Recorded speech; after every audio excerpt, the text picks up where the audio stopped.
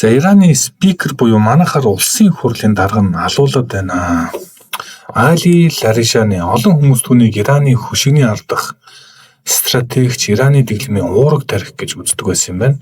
Ираны удирдагч Али Хаминей нас барсны дараа Ираны дэглэмийг гол удирдах байсан нэгэн гэж бас барууныхан мэдээлсэн байлаа. За түүнийг Тегеран хотын ойролцоо агарын довтлохоор устгасан гэж Америк Израилийн мэдэгдсэн.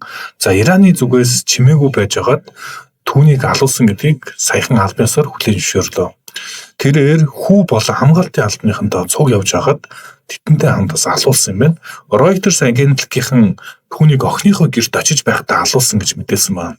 За энэ одоо хизээ охиныхоо гэрт очих байсан, хизээ хаана байдг вэ гэх мэт мэдээллүүд нь маш наривчлалтай байгаа. За энэ түүний аллага маш наривчлалтай оновчтой хийсэн нь Ираны дэглэм дотор Израилийн тагнуулын алба нэвч шургуулсны бас тийм гэрч болж байгаа шиг байна.